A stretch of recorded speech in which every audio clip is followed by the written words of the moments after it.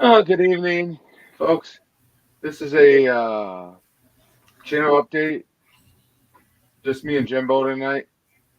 Uh, Wanted to touch base with you folks.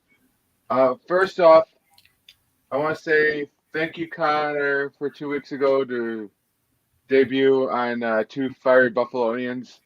That was a great hit. Great time making that video. Uh, Plan on doing one, I think, next week, I believe. Yeah, next week Wednesday night. So you're gonna tune in our next show.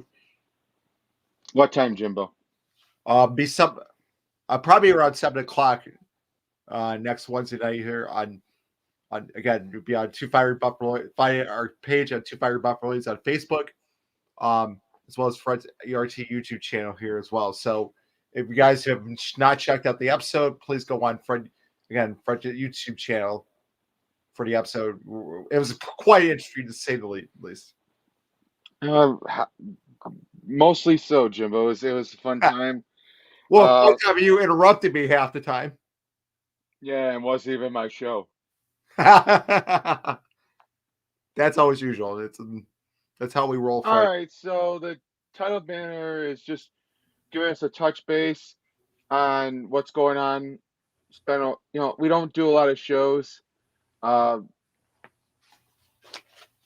we've kind of done a few new episodes in the past month or so. Uh, go check out the Catching Up show as well as all of my other videos on YouTube. Yeah, I'm a little exhausted this evening as usual. It's Wednesday night. It's late for me. Not really. Uh, Well, so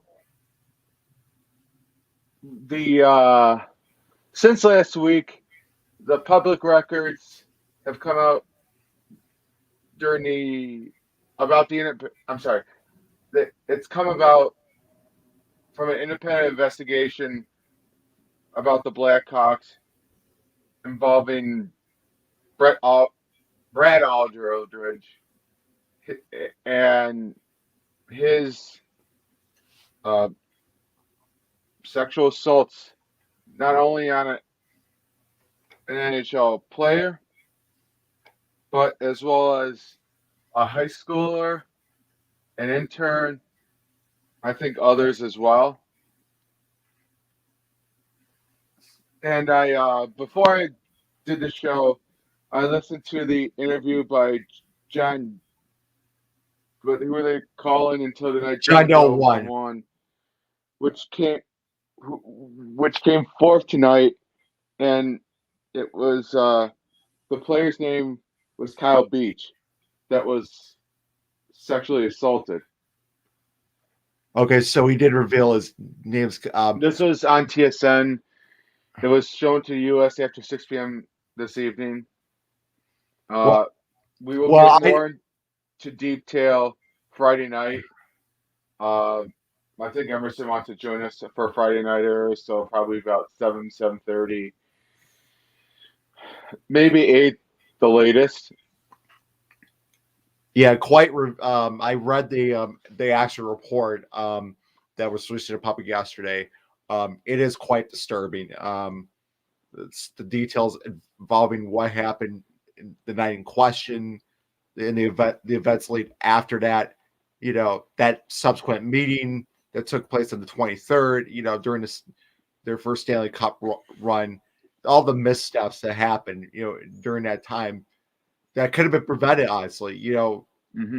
this is like this is huge cover up of the highest order, and honestly, this is honestly, you know, words can't even describe it. I mean, No, like just the lack of leadership that should have happened.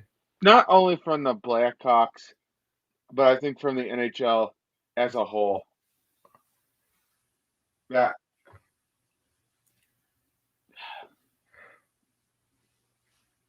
I agree. I mean, this is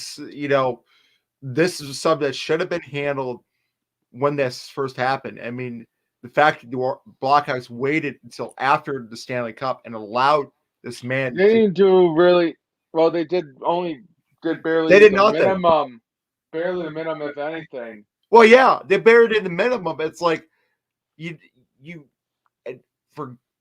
for Quenneville to say, "Oh, it's affecting our players." I mean, this allegations were worse than affecting your team chemistry. Yeah. Uh, he was named as one of the people that was involved in that meeting that came out as far as that document. Like I said, we'll get into more detail Friday night. Well, Uh, Stan Bowman obviously resigned yesterday. The organization, the ownership group had a press conference yesterday about the findings, obviously, yeah, and then there's obviously to be more fallout within the next week. probably Comes to, weeks, months at least. I mean, you, at least the short term would be the next week or couple weeks. The I just don't see Quenneville or Cheveldayoff keeping their jobs after this, after what we have found out. I feel like there's going to be a lot of pressure, yeah, for them to resign, or they walk off, or they get fired from this. But this does absolutely nothing. I don't I don't say this does nothing, but it's like the tip of the iceberg. This is only band-aids to Exactly. and the things that came out about again, you know, we'll talk more in depth Friday night uh, about this after we have a few days to digest this. It's sickening and disturbing, just the whole thing. Yeah, and like I said, what I read in the report, was, as you said, disturbing, sickening, and those responsible for providing the safe work need to be held accountable. Obviously, Brett Archer was the one that did the crimes. He should deserve more. He did get arrested. He deserves more. He's the one that should deserve the punishment. Obviously, because for the crimes committed. But like I said, this is a lack of a total failure from top down, from management to players. I mean, you know, the denials for. I mean, this is like we're finding a decade later. All this stuff. I mean, and again, no words. My heart goes out to who was the player's name again? The Blackhawks player, Cal Beach, you talking about? Cal Beach. Yeah, my heart goes out to his family. This is an emotional time. I can't imagine this. I can't imagine honestly. They're getting What up he's in gone UPL through. tonight. I can't imagine what he's gone through. I mean, these last 10 years, the toll as the mental toll is taken.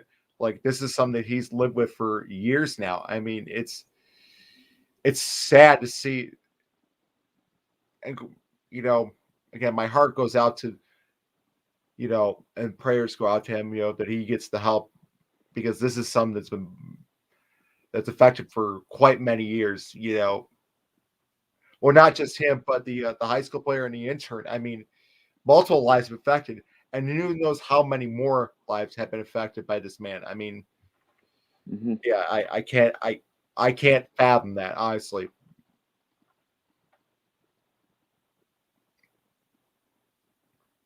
Yeah. So, you have anything else to add at this point, or we'll get to? I mean, again, obviously not something we want to talk about, but it's important that we address it.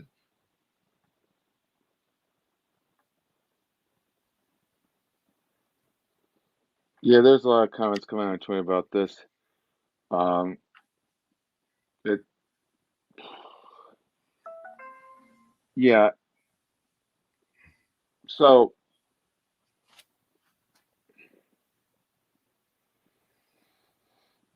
anyway, I don't want to gloss over this. Like I said, we'll get into it Friday night a little bit more. There's nothing to gloss over, Fred. I mean, it's not a. It's this is not. I'm sorry for looking down. I was trying to get to the Jack Eichel information. I know, but like just to finish it off, like this is nothing to gloss over. This should never. been glossed over years ago. This should have been handled as soon as within when they first heard about that. It should have been things should have been done and weren't. So that's all I have to say about for now until we get to Friday. Okay, so we're gonna get into uh what's been going on in the past week or so, or last past 5 to 7 days with the Eichel situation. Uh, there's been a couple reports on this situation involving trade potential rumors. Uh, it has to do with Calgary. It has to do with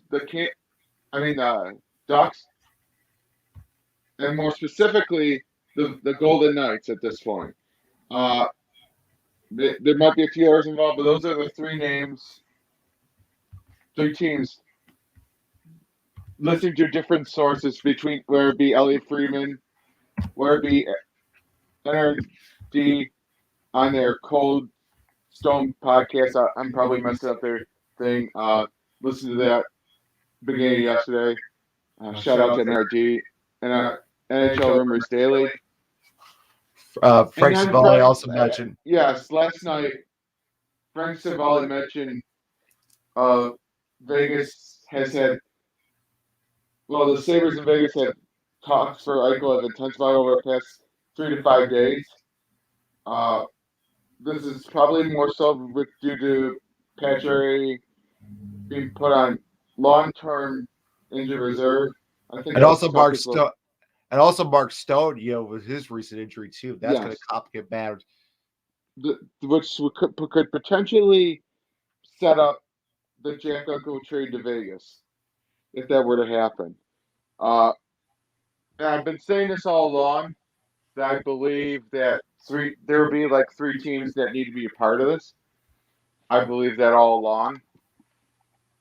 Um, Especially with the salary dump. I mean, because right now the Sabres, you get to the floor here. Marty yes, Burrow was mentioning something about the instigators it today. was a hypothetical, Jimbo, Yeah, like a Chicago as a hypothetical, yeah. but you don't totally know with this, with what we just mentioned at the top of the show. Uh, I mean, we're gonna get a little bit more in depth, have a little bit more talk on everything, but I think if anything breaks between now and Saturday, if there's like a detail to for like a trade, uh, I think we'll go into it. We'll have a reaction to it. But at this point, uh, right now, I think there's going to be a resolution one way or the other. There was a report that the Eichel camp might file a grievance within the next couple of weeks. That's been reported too. So I believe everybody's looking at a resolution at this point before it gets to that extreme situation. But Yeah, but honestly though, like does it feel like it's gonna get closer? What's gonna be first, a trade or a grievance? I just see like, unless triggers like this is heading toward a grievance here. I mean, I hope it doesn't come to that, but I wouldn't be surprised, if they do file a grievance, within the next couple of weeks. I mean, what a whole saga has been, the last 5 months with the press conference to the injuries to the change of agents, to stripping the cap seat. This whole thing is has more twists and turns than a soap opera. I mean, outside of the Blackout story, this has been the biggest story in hockey. When you think, yeah, it's been the biggest hockey story in general. Uh, One of their star players uh, is off the not playing, off the shelf, if you want to say it. Just yeah, it it's it's a difficult spot for all parties involved. Uh, I again, I think everyone wants a resolution as much as you know the player and the general manager and the team. I'm just looking for the Elliot Friedman tweet again. You, you just you would wish as a fan that the Sabres do right by Jack Eichel. Jack Eichel does what he needs to do,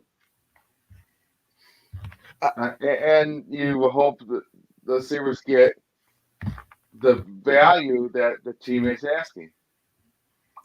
Or close to it, honestly. I mean, Oh I yeah. just Who messaged you, by the way? no, it's quick. I was just texting to say I was doing Yeah, what is he saying? nothing. Yeah, that goofball. Yeah, they are. Yeah. Uh, so yeah, I gotta watch the Silvervelli interview on that because yes. So this was 2 days ago. So the timeline that's 2 days ago that he served Eichel with the most in regard to Eichel with the Flames. There's they mentioned Vegas as well, and like I said, NRD mentioned Anaheim.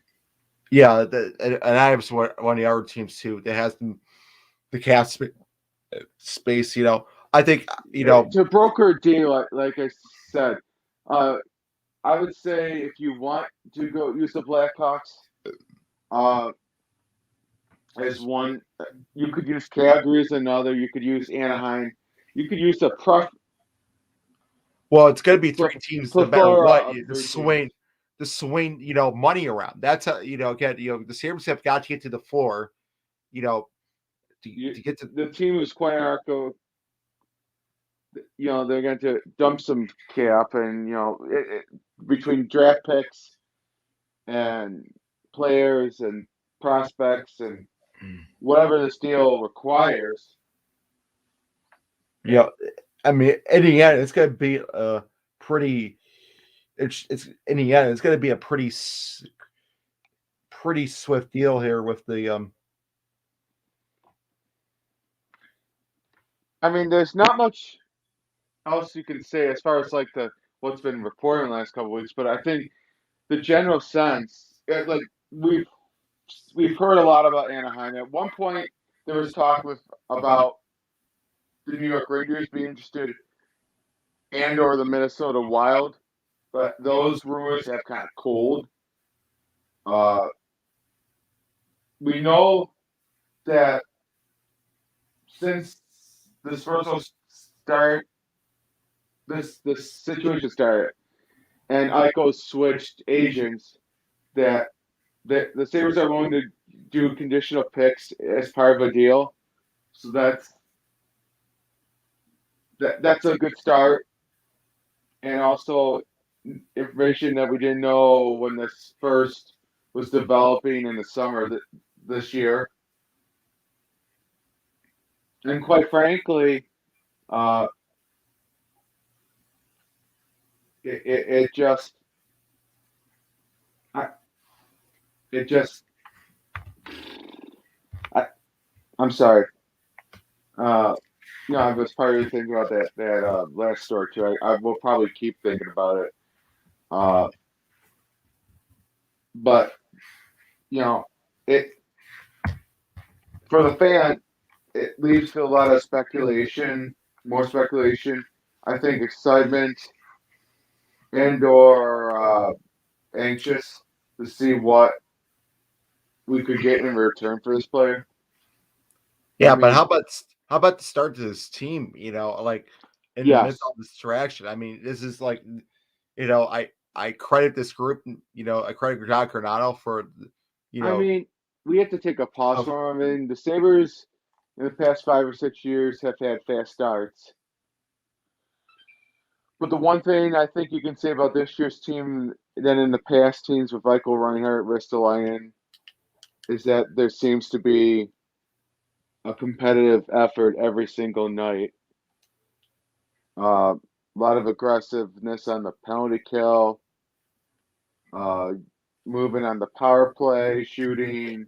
The team looks so much better. It looks, like a competent NHL team now. Like, we've been saying for years, the lack of movement, the lack of, it looked like the team was sluggish for many years. Looked like they couldn't get out of their own zone. And now so, starting the end of the last season to now, it's like the team looks like a totally different team. And again, I know it's only It's funny you 6. mentioned that, Jimbo, because it's like last year we traded for Eric Stahl and we signed Taylor Hall to a 1 year deal. Now, in the midst of that season, Ralph Kruger was fired before Don took over team. And Guy was the Taylor, assistant coach. yes, we know that. Yeah, I get that.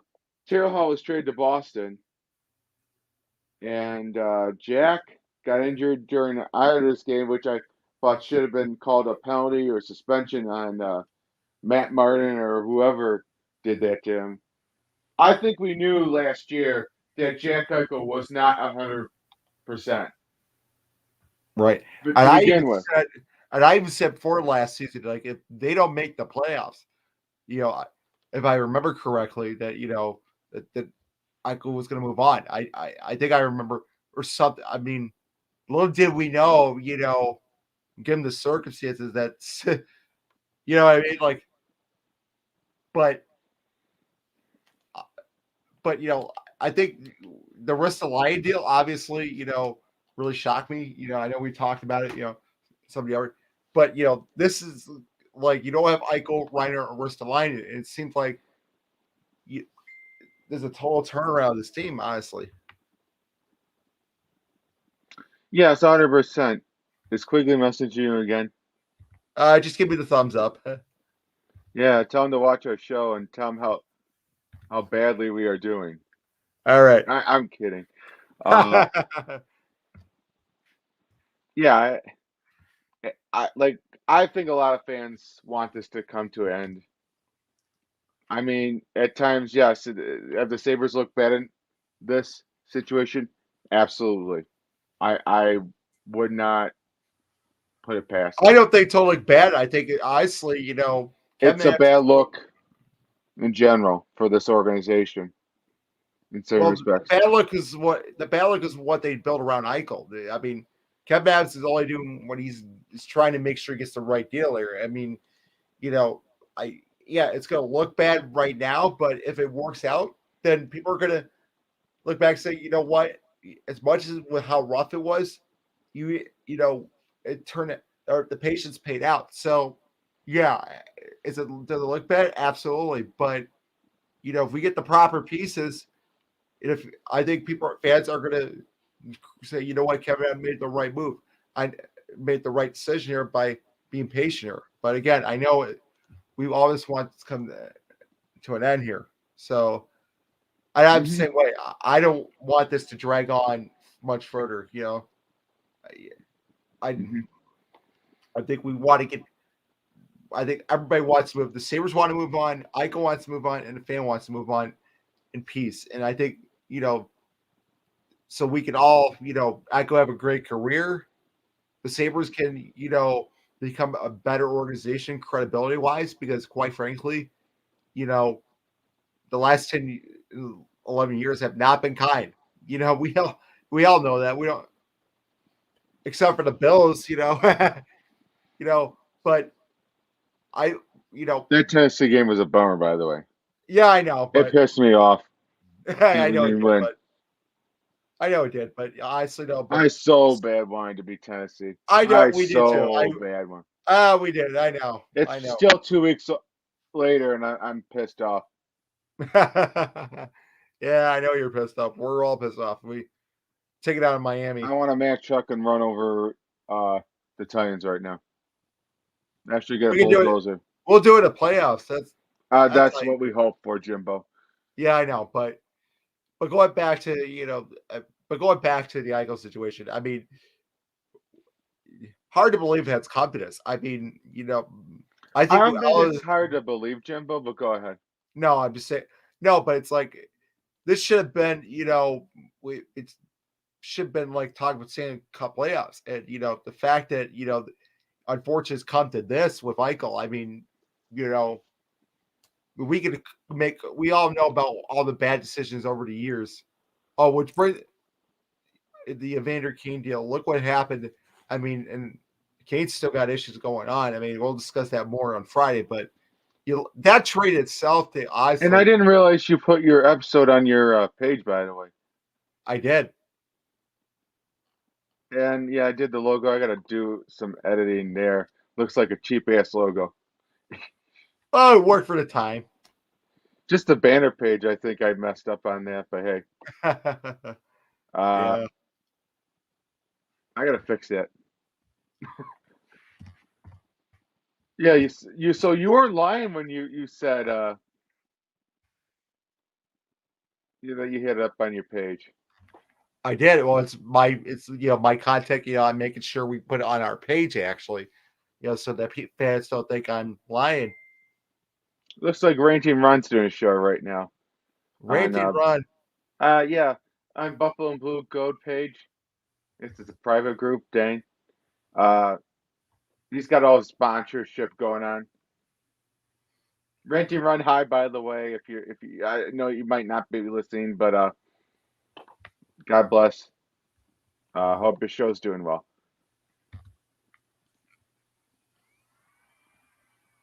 Yeah, this is just a channel update tonight, so I'll get the information straight more, and we'll get into our bullet points Friday. Have a discussion Friday night, 7:30. Thank you for this channel update. We will see you Friday night.